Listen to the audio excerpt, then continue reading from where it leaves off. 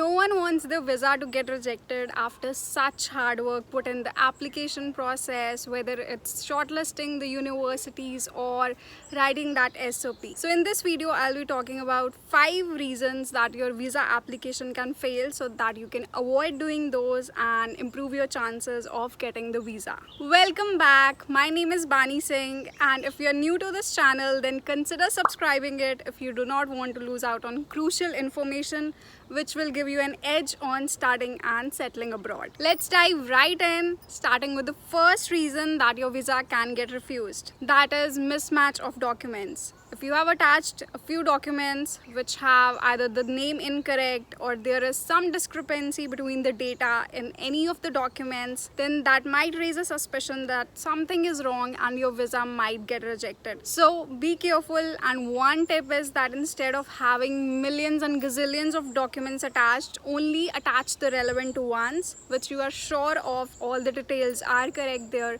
so that you don't face this problem. And make sure that when you have the income tax certificate, everything, make sure that your name, address, everything is correct and that there are no spelling errors, because that might just be a small thing but it can create a suspicion. Now coming to the second reason that your visa application might get refused, that is insufficient financial funds.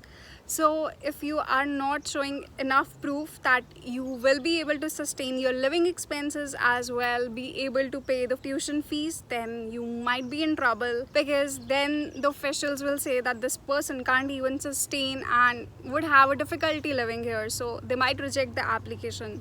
So in order to overcome this, what people do is that they show funds in the account just for the time that the application is being processed. These can be borrowed, a loan can be taken. So there are a lot of things that you can do to show the funds. It's not that you have to keep those funds there forever, but only for the time frame that the embassy is verifying your application. So keep that in mind and show at least the funds that are sufficient for the living expenses as well as the tuition fees. If you can show more funds, then it's better, but make sure that you show at least the sufficient amount. But when I said that you can show more funds, it's not that you have to show 10 times more funds. Even the funds a little beyond the sufficient amount would do. Number 3 would be insufficient family ties.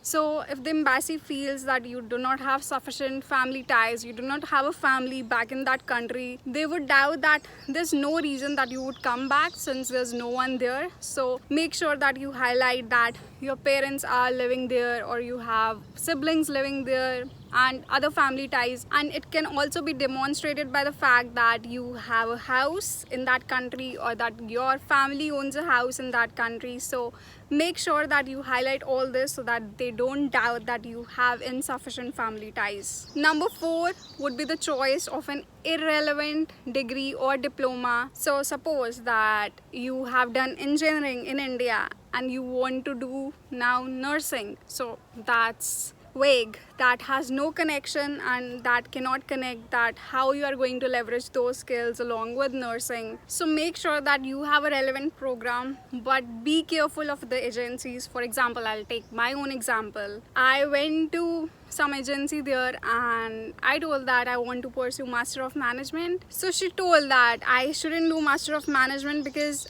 I might get the offer letter, but then the visa authorities would refuse my application because there's no correlation. So MIM degree is comparatively new and lesser known, so these people do not have an idea, so they just go with what they have been doing for the past years. Of course, you can do management related degree after engineering or in fact any other degree. People do MBA, so don't take the words of the immigration agents seriously, because all of them do not have the correct information and they might just misguide you. Another example is that I went to one such agency and they said that, oh, you can't even apply right now in this year because your transcripts would come later, so try 1 year after you graduate.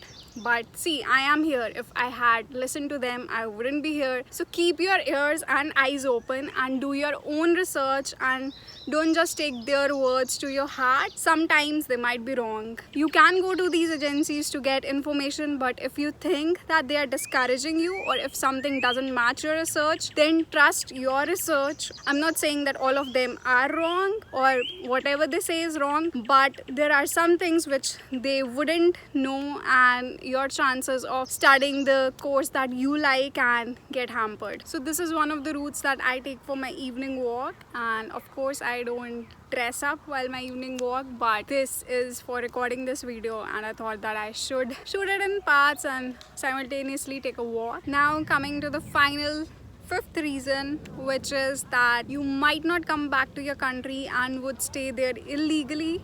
I know this sounds a little dicey because most of us are coming here to settle and get our PR and citizenship, but the thing here is that you do not stay in Canada illegally. So you have to show that after completing your studies there in Canada, you have sufficient job options in India or any country that you are staying in. I see that people from other countries have also started watching my channel, so hi to everyone. So I was talking about that you have to show that you have job prospects back in your home country that will pay you enough that you would want to come back. And the second thing that you can show is that you have your family ties. So you can show that you have your entire family there. If you do not have your entire family there, it's okay, you can find the strongest link in the chain and put the name there. And you can also show that you have a house there. So what you have to show is that you have good job prospects, family to come back to, house, property in that country, so that you do not give them reason that you will live there illegally. And it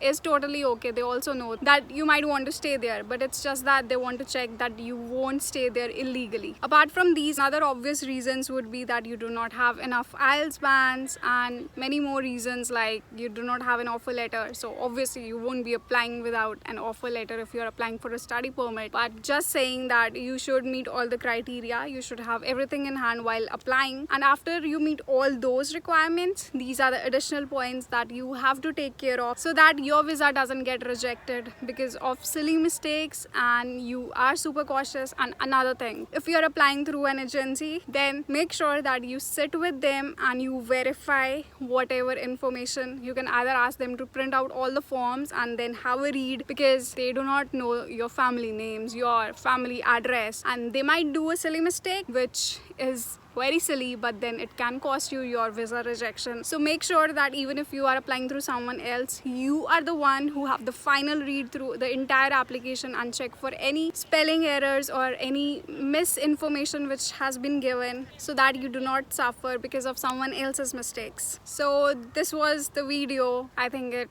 is super short. Rest I'll know when I'll edit, and I hope that you keep all these points in mind while filing your visa application and you all get your visa approved and get your study permit and can study wherever you want to. All the best for that. And if you like this video, then like it, subscribe to the channel to get an edge over others, and hit that bell icon as well. Also, you can be my friends on my Instagram handle Bunny Abroad and get my daily life updates. Until my next video, stay safe and spread love and happiness. Bye.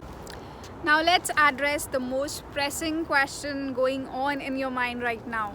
Should you or should you not come for the fall intake? And the short answer is definitely not.